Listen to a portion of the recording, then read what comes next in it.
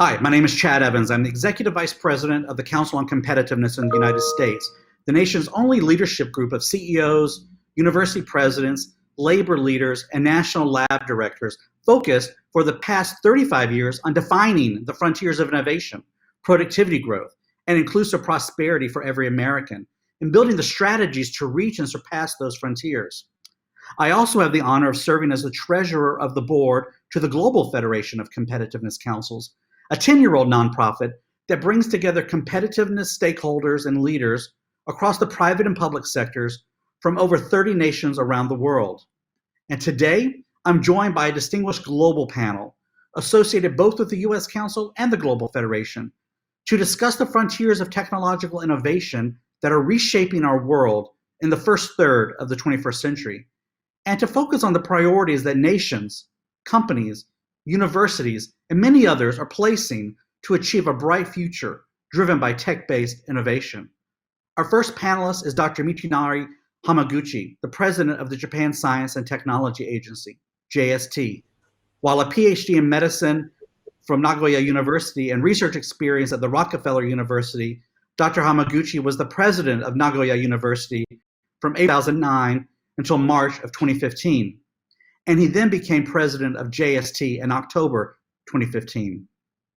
Hamaguchi-san is the chair of the Japanese National Commission for UNESCO, and he is the chair of the Council for Science and Technology in Japan's Ministry of Education, Culture, Sports, Science, and Technology, better known as MEXT, and he is a member of our Global Federation. Our second panelist is Dr. Maher Hakim. He's the Chief Advisor for Innovation and Enterprise at the Qatar Research Development and Innovation Council, QRDI. And QRDI is a member of our Global Federation as well. In fact, its Secretary General Omar Al-Ansari sits on our board.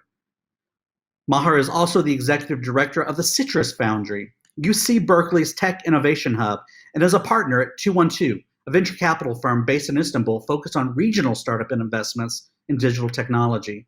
Maher's forte is 25 years of building innovation ecosystems and mentoring and launching companies around the world. And our third and final panelist is Dr. Eric Smith, the Director of Artificial Intelligence, Data Analytics, and Exploitation at the Lockheed Martin Corporation's Advanced Technology Center. There, Eric leads an organization of 70+ engineers and scientists working closely with universities, small businesses, and others to deliver mission-relevant technology for the company. Prior to Lockheed Martin, which is also a member of both the U.S. Council and the Global Federation, represented by its CTO, Steve Walker, Eric worked at Alphabet's Waymo as the systems engineering and technical lead for the sensing systems. He's also worked extensively at Google and Terabella.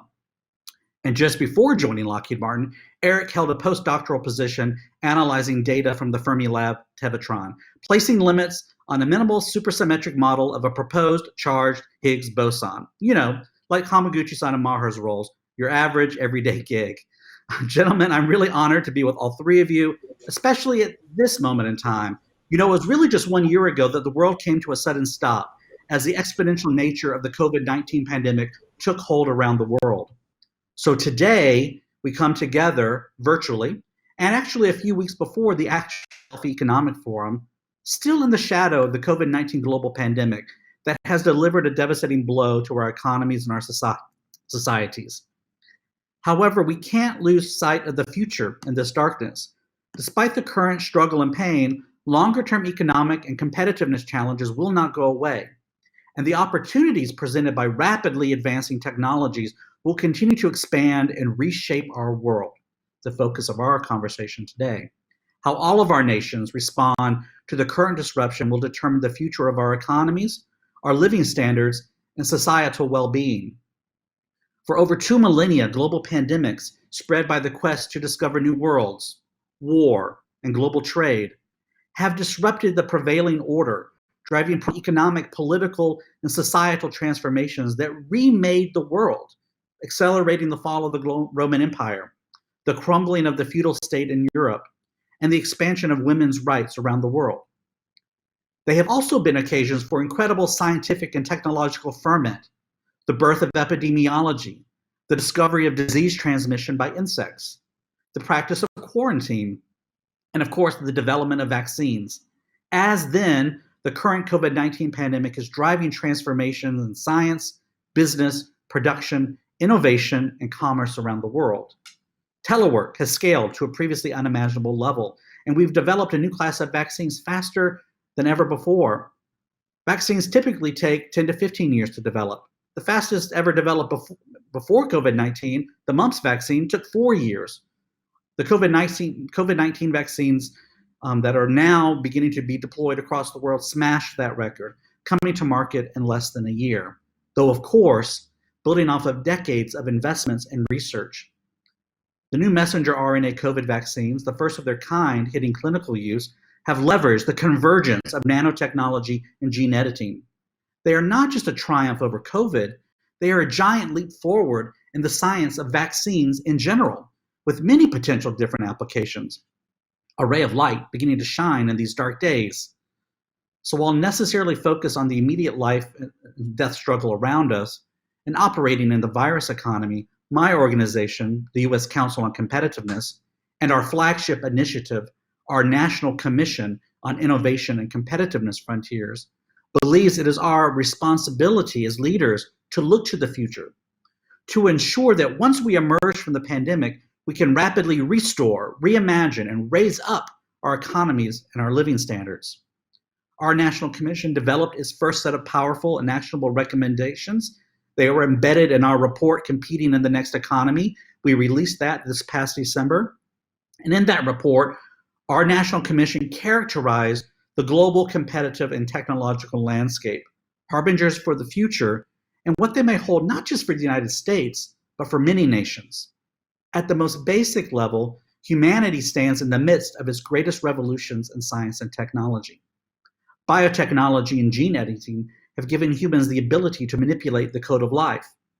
Big data is pouring into every area of society and the global economy, releasing stunning analytical power, providing unprecedented levels of insight in nearly every domain. Take nanotechnology, the power to build things from the atom up, that's now enabling a new world of designer advanced materials.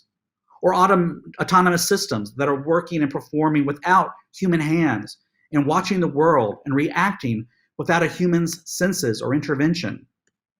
The doors are also opening to hypersonics and the industrialization of space, and new sources of energy are transforming our potential to create. A new phase of the digital revolution unfolds before us with vast deployment of sensors and the Internet of Things. And then, of course, there is artificial intelligence, AI, expected to be a defining apex technology for the next 50 years. Each of these technologies is revolutionary. Each is game-changing in its own right. But they are now converging on the global economy and society simultaneously, creating a new age of unparalleled knowledge and vast technological power, an unprecedented age of innovation with profound implications not just for individuals, but for companies, our societies, our nations, and the global community at large. The innovations that are bursting forth from these new powerful technologies are disrupting industries and businesses, changing business models around the world, shifting labor markets, shaping the future and altering the patterns of society and themselves. And they all have the potential to reshape our economies. But these technologies also hold the potential to solve some of humankind's greatest challenges, providing adequate food and clean water for the world's booming population, developing therapies to raise health and cure disease that have plagued us, providing clean energy to drive economic opportunity in developing countries, and of course, solving environmental problems that threaten our planet. The future of the world will depend on how our leaders respond, with profound implications for generations to come.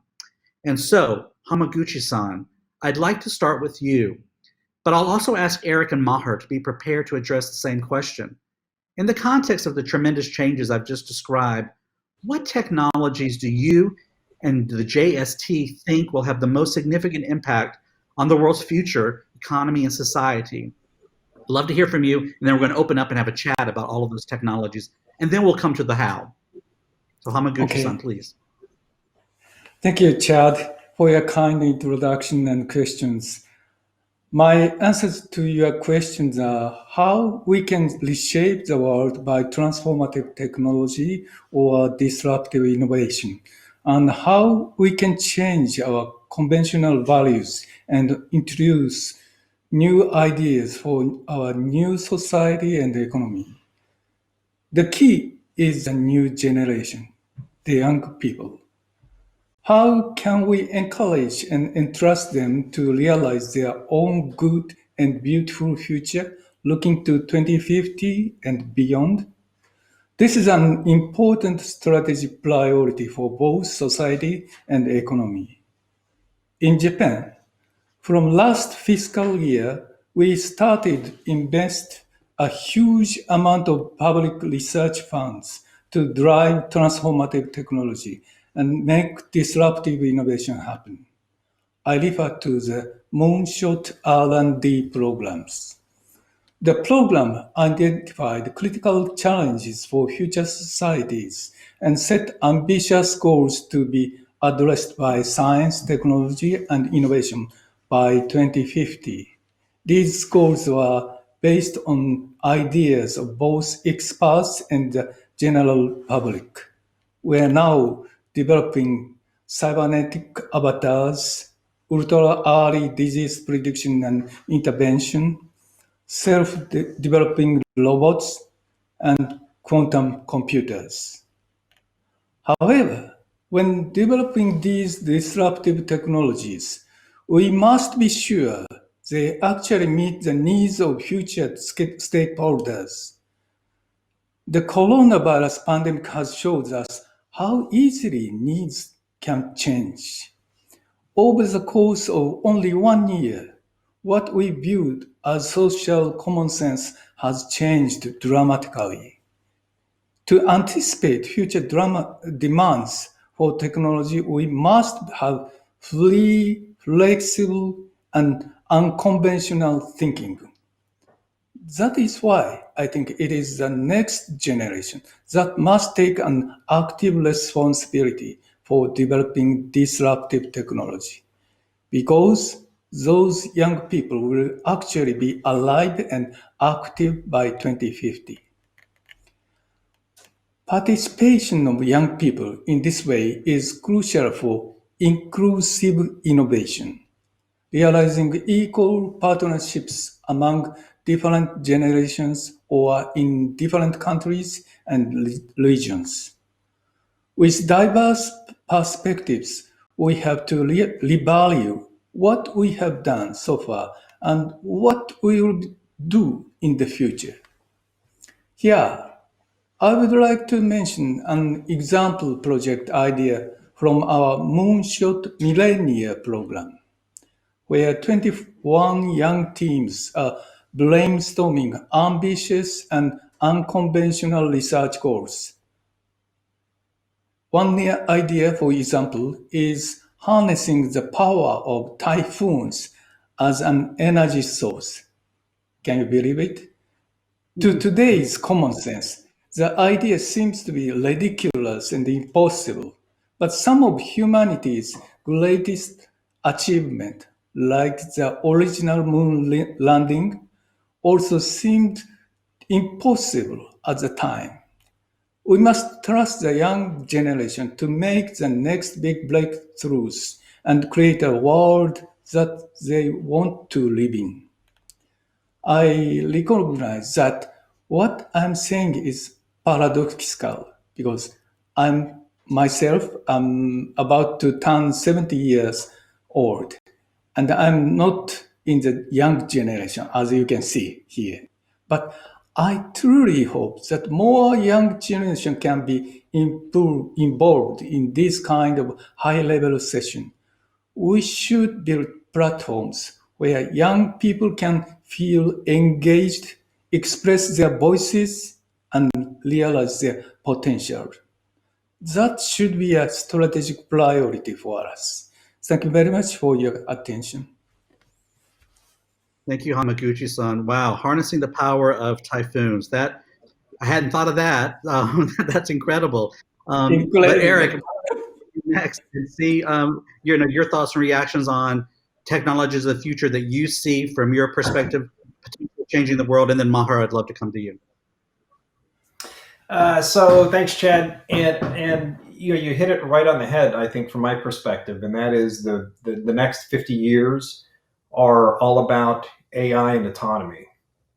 And when I'm talking about artificial intelligence and autonomy, I'm talking specifically about systems that enable learning, reasoning, problem solving, perception, and some aspect of the use of language. And I think all of those elements come together to give us what will be the next major advancement, and that is, and you kind of touched on this yourself a little bit before, deployment of systems that can learn from their experiences and cooperatively come together to solve a high-level mission objective. Space has a couple of really easy examples to kind of illustrate what I'm talking about. So you might have a mission wherein you'd want to say, I want to go find compound or element or mineral X on the lunar surface. And so the traditional approach would be scientists would use their vast collection of knowledge to say, where on the surface might I find such a mineral? Perhaps on a crater in a certain area of the moon. And then we're going to use our knowledge about what that environment looks like, the thermal variations, radiation, soil content and consistency, to try to recreate that kind of environment here on Earth. And then we go through this very long, detailed iteration between design, test evaluation, redesign, enhancements, and you continue with that process until you come to a very mature system that you know will meet that mission objective. Now, if you take that in the new way of doing things, you would never really have to understand exactly what you can skip that process of very detailed understanding and test evaluation to come up with a system that performs a particular mission, finely tuned and honed to do a particular mission. So now instead of launching that, you might deliver just functional components. In an AI-driven world, you deliver functional components to the surface. So you might have a tool repository, multiple rovers, and an objective for the system that says, go find mineral X. And so rover A would go off onto the lunar surface and perhaps roll up on the edge of a promising looking crater. It would probe the surface and, perhaps say, given the environment, there is a fairly high risk I'm going to slide down the surface of this crater and get stranded. And so you call back to rover B and you'd say, hey, go bring a cable and a hook and attach it to me and lower me down into the crater until I say stop.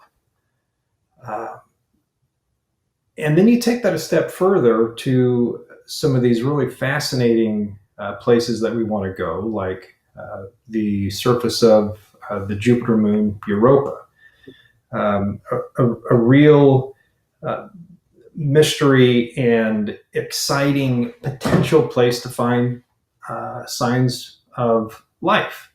There is presumably a liquid ocean that's underneath these very thick and constantly moving ice sheets on the surface. And we just don't know exactly what that looks like. We don't know exactly what we're going to encounter when we get there. And teleoperation on a body such as Europa is totally out of the question. It takes about 35 minutes just one way for light to get from the Earth to the surface of that moon.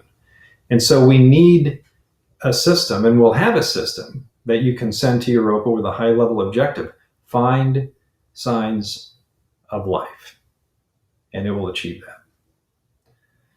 that. So that's yes. No, please go ahead. I didn't mean to interrupt you. So that's a kind of a foundational capability that it's easy to understand how that might be used in space. That also applies to civil missions here on Earth. So imagine Hurricane Katrina, where we have a response that's driven by artificial intelligence as opposed to a human patchwork trying to bring all of these emergency services and so on together to address a really dire situation. In AI, you would have a fleet of hundreds of drones, perhaps, that are flying around the city and using semantic segmentation to figure out where we have flooding, what roads are passable, where are people congregating, where are people stranded. And it can use that wealth of information to plan ingress and egress.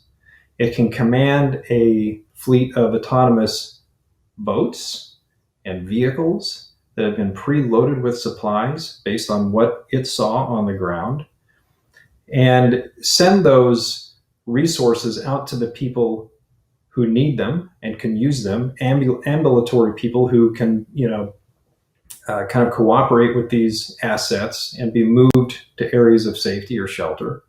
And you can allow the human expertise to be focused on areas where it's really most needed, people who are in medical distress, for instance. Same foundational capability. And that same foundational capability, again, can be extended to military scenarios.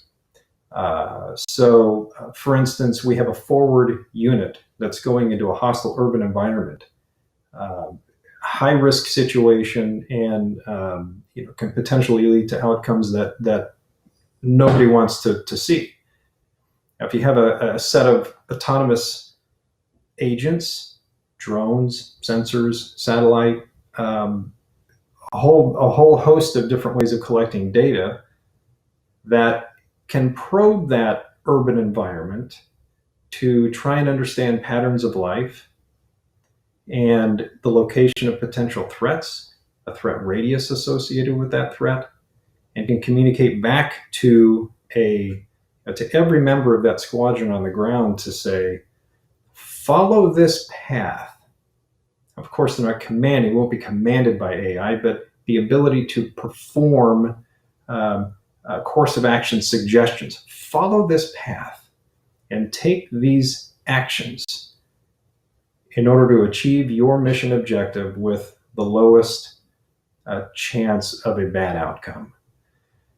Well, Eric, you've taken us from the typhoons of Japan to the oceans of Europa. I can't help but think of Arthur C. Clarke when you're describing the opportunities to explore the solar system and how that might reshape our society. And Maher, I wonder if I could just bring you in to get your perspective on, where you see, both as an entrepreneur, an investor, a senior advisor at a major research institute. What are the opportunity spaces? And I think linking into something that Hamaguchi-san mentioned around the demographics, I was intrigued by this idea of engaging more young people in Japan in science and technology. Of course, in Qatar, the demographics are very different. You have a tremendous amount of young people, not only in Qatar, but even in the region, who have the opportunity perhaps to engage more in the global S&T environment. So I'd love your perspectives on that too. Thank you, Chad. At the core of it, the purpose of technologies is to make it easy to access products and services that make life better for everyone. So by easy, I mean a combination of cheap and effortless, convenient. And if you think about the past, not just 50 years, but maybe 200 years, the combination of the Industrial Revolution and information technology and globalization have actually made it easy and cheap for all of us to access basic products.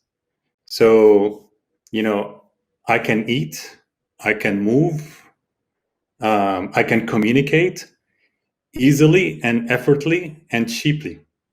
And that goes for a big segment of the world population. Now, there's obviously still a lot of people that eat and communicate and move cheaply. And there is work that needs to be done in creating technologies that continue to make it cheap and accessible for them to have the same products and services that we all enjoy, but for the most part, that's where it's sort of the progress has been made. So I can, this is reflected in the prices of products, whether it's an iPhone or the way I make a phone call or the way I fly from, one place to another. It's all come down in price. There is a set of services that actually have gone the opposite direction. So if I want to be healthy, and if I want to be smart, and if I want to be happy, it has become more and more expensive to do so. If you look at the US, for example, the cost of healthcare, the cost of education has come out, and more and more of my friends are spending a lot of money on shrinks and and therapists for their children.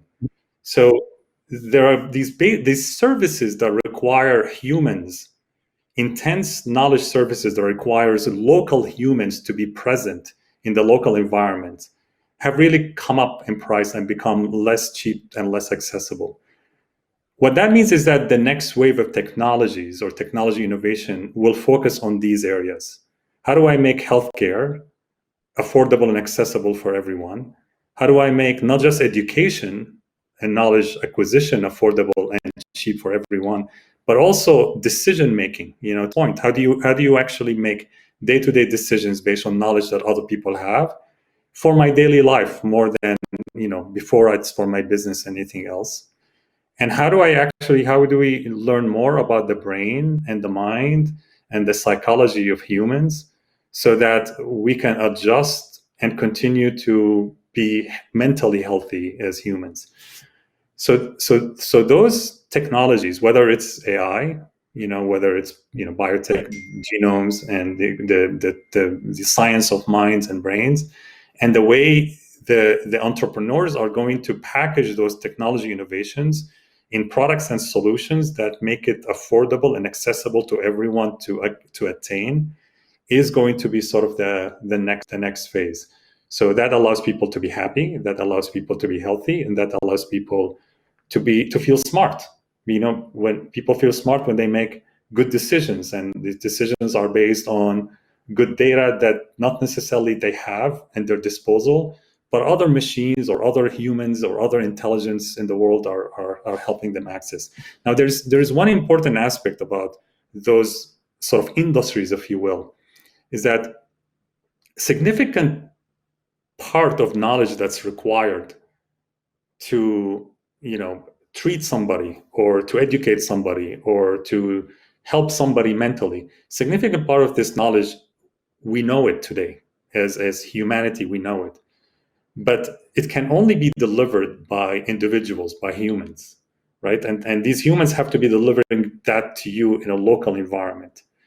So I think AI and big data is going to help in creating these, Uber systems that makes it really cheap and accessible for everyone to access the bulk of knowledge for some basic healthcare services or basic educational services or basic mental health services.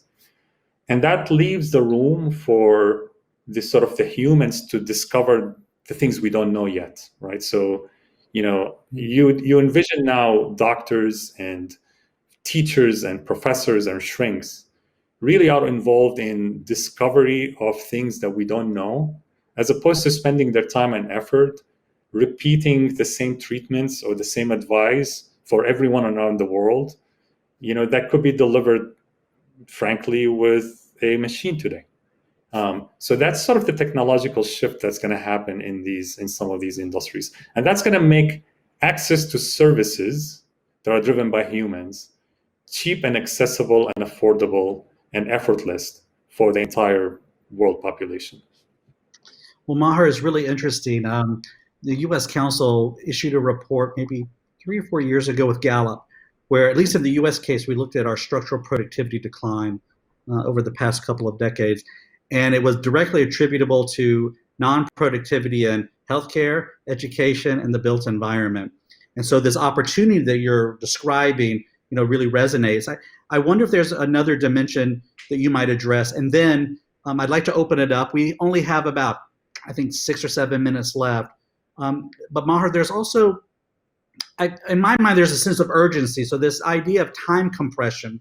So not only about making some of these services, more attainable, quicker, more convenient, less costly, but can we do that faster? Can we and deploy that at scale in a much bigger way?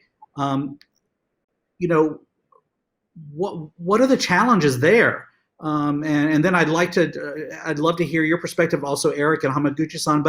I'd like to also just say, since we have only a few minutes left, if you can also think about, what is that one or two critical issues that might arise from this changed technological landscape each of you have described in some aspect? Let me tell you shortly.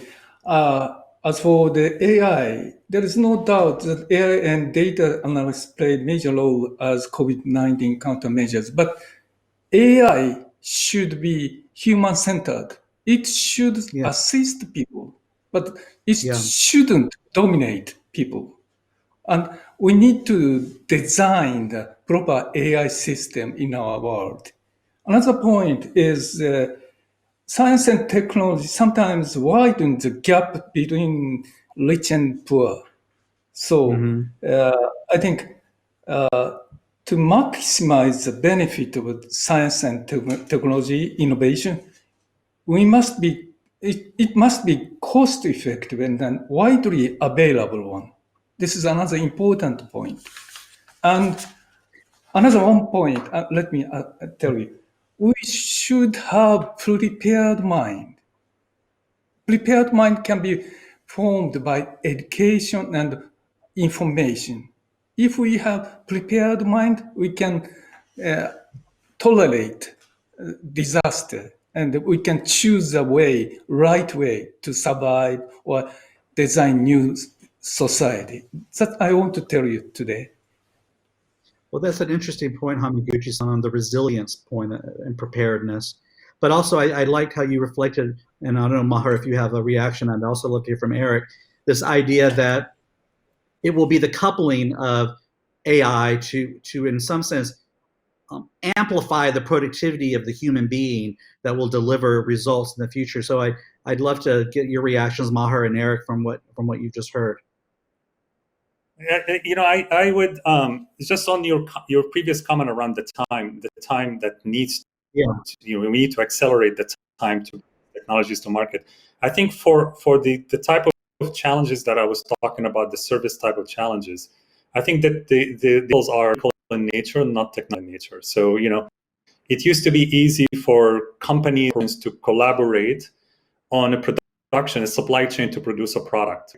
But how do you actually collaborate on delivering a service where people have to move freely between countries and live? You go live in one country and move to another. And so, there's issues of passports, there's issues of citizenship and all of these things. So globalization doesn't work very well with service type of industries. I think one of, the human augmented AI, I think that the humans are the reason AI and probably machine are better at making decisions in general is that they're not emotional, right? Humans have that emotions, and that sometimes overcome. So whenever there is a room to remove a human from a decision that requires only data, ultimately it's a good thing, because the right decision will surface. However, the scary part about that is that if we assume the world is to be done by AI to make decisions, machines understand that humans are emotional, and there are certain decisions that are big decisions that are also left to humans, like democracies, for example, and elections, like short-term markets. These can actually manipulate. You can, the whole sort of, movie character of a villain, build a monster machine to actually destroy and take over the world. It could happen, but not by creating a major weapon, but by creating a major AI machine can manipulate people emotionally to elect somebody wrong or to actually do something in the financial market that can cause havoc in the world.